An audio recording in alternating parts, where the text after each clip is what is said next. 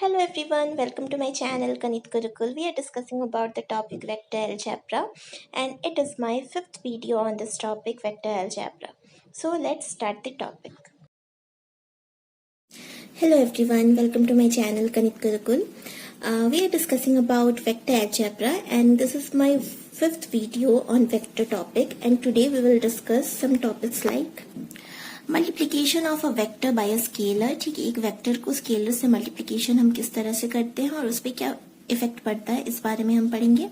Component form of a vector पढ़ेंगे हम। Vector algebra यानी एडिशन सब्ट्रैक्शन कंपोनेंट फॉर्म में फाइंड करने के बाद किस तरह से ऐड सब्ट्रैक्ट या इक्वालिटी चेक करते हैं इस बारे में पढ़ेंगे। और यूनिट वेक्टर किसी भी वेक्टर का उस डायरेक्शन में हम कैसे फाइंड करते हैं ये पढ़ेंगे। So let's start the topic. Okay, तो फर्स्ट वन क्या है, multiplication of a vector by a scalar. एक वेक्टर आपके पास है, उसे आपको क्या करना है, किसी स्केलर से मल्टीप्लाई करना है। मान लेते हैं हमारे पास कोई वेक्टर है, वेक्टर ए। ठीक है, ये पूरा वेक्टर ए है, तो इसी के हम अगर किसी स्केलर से मल्टीप्लाई करते हैं तो ऑब्वियस सी बात है, स्केलर का मतलब क्या होता है, एक कोई भी रियल नंबर। ठीक है, और स्केलर मतलब जिसे डायरेक्शन से कोई मतलब ना हो, उसमें सिर्फ क्या हो, मैग्नीट्यूड हो। ठीक है, तो फॉर एग्जाम्पल ये अगर हमारा ए है, मैं आपसे कहूं कि 2a, तो 2a कैसा होगा, तो ऑब्वियस सी बात है कि इसका ट्वाइस यानी कुछ इस तरह। क्या ये 2a है? ठीक है, हमने जस्ट क्या किया, जो हमारा ए वेक्टर था उसको हमने ट्वाइस ऑफ ए कर दिया, उसका डबल कर दिया। इसमें ध्यान देने वाली ये बात है कि अगर हम किसी स्केलर से किसी वेक्टर को मल्टीप्लाई करते तो उसके डायरेक्शन को कोई फर्क नहीं पड़ता।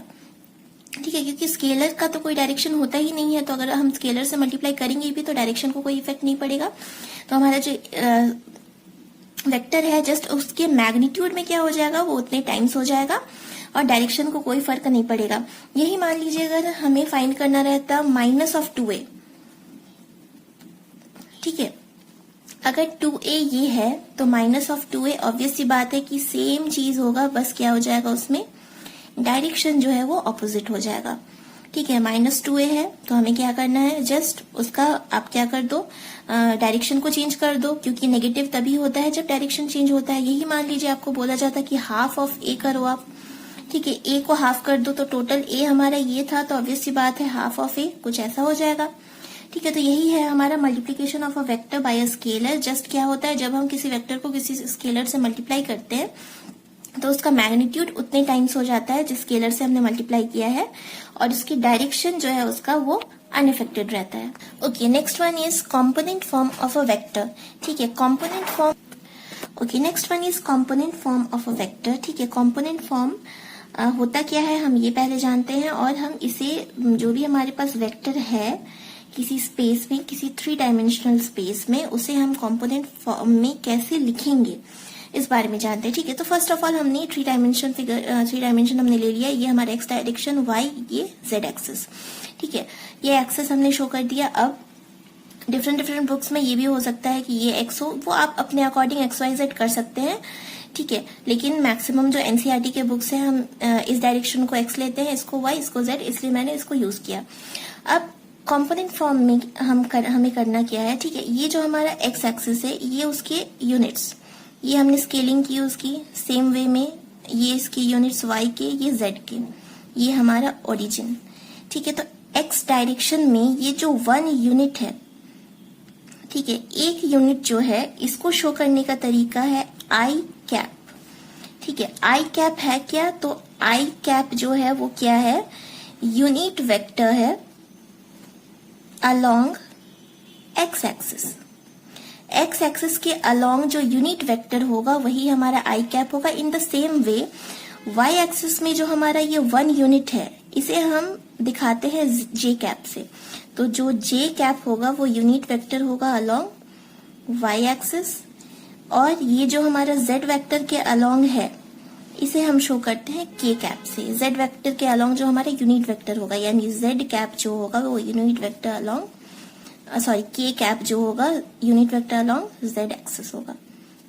ये बात क्लियर है। ठीक है, कि ये i j k है क्या, ये कंपोनेंट्स है। अब हम क्या करते हैं, वेक्टर को हम कंपोनेंट फॉर्म में कैसे दिखाएंगे, इसके लिए हम क्या करते हैं, एक 3D स्पेस में हमने एक पॉइंट ले लिया P। ठीक है, ये जो हमारा ओपी वेक्टर है हम जानते हैं ये क्या है, पोजीशन वेक्टर है हमारा। ठीक है, पी का एक्स कंपोनेंट है X, Y component Y, Z component Z.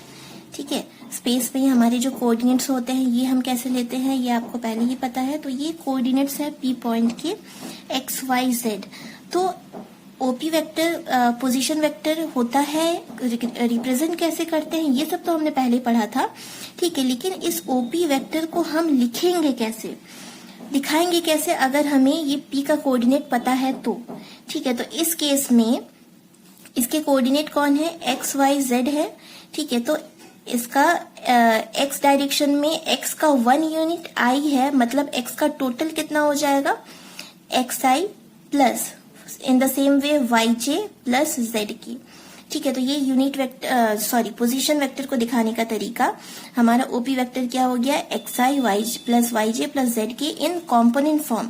सबसे पहले हमने एक्स वाई और जेड, आई कैप जे कैप और के कैप तीनों के कॉम्पोनेंट हमने लिख लिए, और उसके जस्ट जो कोऑर्डिनेट्स हैं उनके साथ हम मल्टीप्लाई करके ऐड करके उसको लिख देंगे।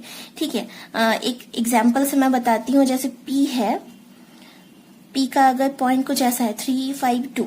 ठीक है, तो इस केस में अगर हमें ओपी वेक्टर लिखना है तो ये क्या हो जाएगा, 3i plus 5j plus 2k।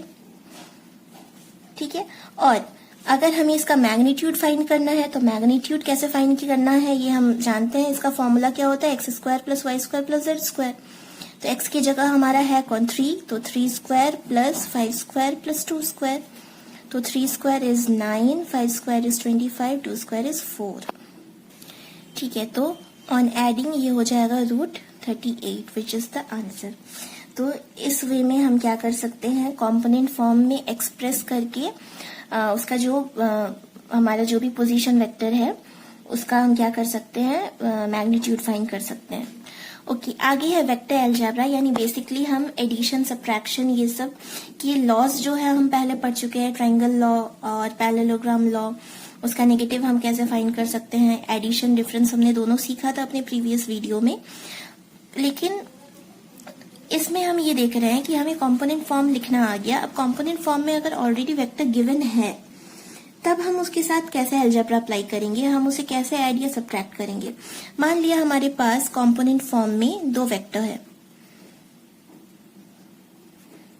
ठीक है, ए वेक्टर है जिसका वैल्यू कुछ जिसे हम कंपोनेंट फॉर्म में कुछ इस तरह से लिखा है, a1i a2j प्लस a3k।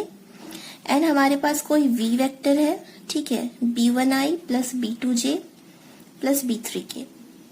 हो गया। अब मान लीजिए हमें करना क्या है, हमें दोनों वेक्टर को ऐड करना है, ए और बी को। तो एडिशन होगा कैसे, ठीक है, जैसे मैट्रिक्स में हम क्या करते थे, फर्स्ट रो फर्स्ट कॉलम के पहले एलिमेंट को फर्स्ट रो फर्स्ट कॉलम के सेकंड मैट्रिक्स के जो एलिमेंट है दोनों को कॉरेस्पॉन्डिंग एलिमेंट्स को हम ऐड करते थे। इन द सेम वे इसका जो आई कॉम्पोनेंट है इसके आई कॉम्पोनेंट से ही ऐड होगा। दैट मीन्स ये a1 प्लस b1i हो जाएगा। इन द सेम वे j वाला j से ऐड होगा, a2 प्लस b2j हो जाएगा एंड a3 प्लस b3k हो जाएगा। इन द सेम वे ये प्लस के लिए मैंने किया तो माइनस भी जब करना होगा, ठीक है, तो आई वाले को हम आई वाले के साथ माइनस करेंगे, जे वाले को जे वाले के साथ और के वाले को के के साथ। अब बात उठता है कि दो वेक्टर को हम इक्वल कब बोलेंगे, ठीक है। इक्वालिटी के लिए हमें जस्ट क्या करना है, अगर मान लो कि हमें चेक करना है ये जो ए वेक्टर है और बी वेक्टर है दोनों इक्वल है कि नहीं है, तो इक्वालिटी के लिए आई का कंपोनेंट आई के कंपोनेंट के इक्वल होना चाहिए, जे का कंपोनेंट जे के कंपोनेंट के इक्वल होना चाहिए और के का कंपोनेंट के का कंपोनेंट के इक्वल आना चाहिए। तीनों अगर इक्वल रहा तभी हम बोल सकते हैं कि जो हमारा दोनों वेक्टर है वो क्या है, इक्वल है। Okay, the next topic for today's video is unit vector, ठीक है, computation of unit vector. Actually में unit vector types of vectors में हम पढ़ चुके हैं कि यूनिट वेक्टर होता क्या है, जिसका मैग्नीट्यूड 1 हो, ठीक है, डायरेक्शन कोई भी हो सकता है बट मैग्नीट्यूड अगर 1 हो तो उसे हम यूनिट वेक्टर बोलेंगे। अब बात ये है कि ये यूनिट वेक्टर को हम फाइंड कैसे करेंगे। 1 मार्क्स के क्वेश्चन में आता है find the unit vector of the following vector. किसी वेक्टर का यूनिट वेक्टर हमें फाइंड करने क्वेश्चन में आ सकता है, ठीक है, 1-2 मार्क्स के क्वेश्चन में। तो हम इसे फाइंड करेंगे कैसे, इसे जनरली हम जो इंडिकेट करते हैं वो होता है, ये इसे बोलने का तरीका है unit vector in the direction of any vector A. ठीक है, ए के डायरेक्शन का यूनिट वेक्टर हमें निकालना है, या फिर सिंपली हम इसको क्या बोल सकते हैं, यूनिट वेक्टर ऑफ ए भी कॉल कर सकते हैं। अब इसे फाइंड करने का तरीका क्या है? ठीक है, मान लिया आपके पास कोई वेक्टर है ए जिसका कंपोनेंट फॉर्म है X Y plus Y J plus Z के। ठीक है, तो यूनिट वेक्टर एक कैप हो जाएगा। जैसे हमने कंपोनेंट फॉर्म में देखा कि अगर हम एक्स एक्सिस का यूनिट वेक्टर ले रहे थे तो उसे हम आई कैप लिख रहे थे, जे कैप लिख रहे थे, के कैप लिख रहे थे। तो यूनिट वेक्टर के नोटेशन में इस एरो की जगह के ये कैप आता है। ठीक है, और इसका फॉर्मूला क्या होता है? इसका फॉर्मूला होता है that vector divided by the modulus, यानी उसका जो मैग्नीट्यूड है, मैग्नीट्यूड ऑफ दैट वेक्टर। मतलब इसका फॉर्मूला कुछ कैसा हो जाएगा, A vector by mod of A क्या हो जाएगा, under root of X square plus Y square plus Z square, क्योंकि यही है हमारा फॉर्मूला। और ये ए वेक्टर होता क्या है, X I plus Y J plus Z K by X square plus Y square plus Z square. मतलब डायरेक्टली हम ये फॉर्मूला यूज कर सकते हैं। ठीक है, एक एग्जाम्पल ले लेते हैं। मान लीजिए आपको यूनिट वेक्टर निकालना है। क्वेश्चन है find unit vector of i plus 2j plus के। इसका यूनिट वेक्टर आपको निकालना है। तो ऑब्वियस सी बात है कि ए कैप का formula a by modulus of a हो जाएगा। ठीक है, तो a है क्या आपका i plus 2j plus K divided bye इसका मॉड्यूलस। ठीक है, तो i के साथ कौन है, 1 है, तो इसीलिए 1 स्क्वायर, क्योंकि X square plus Y square plus Z square हमें करना है। j के साथ कौन है 2, तो 2 स्क्वायर प्लस k के साथ कौन है 1, तो 1 स्क्वायर। तो ये क्या आ गया, i plus 2j plus K divided by under root 1 plus 2 2 ज़ा 4 प्लस 1। तो ये क्या आ गया, i plus 2j plus K divided by under root 4 5 6। तो इसका आंसर कुछ इस तरह से होगा, i by root 6 plus 2 by root 6j plus k by root 6. It is the required unit vector in the direction of A, or we can say it is unit vector of A. ठीक है, तो आज के lecture में हमने ये कुछ बातें पढ़ी। Multiplication of a vector by a scalar हम कैसे फाइंड कर सकते हैं, कंपोनेंट फॉर्म हमने फाइंड करना सीखा।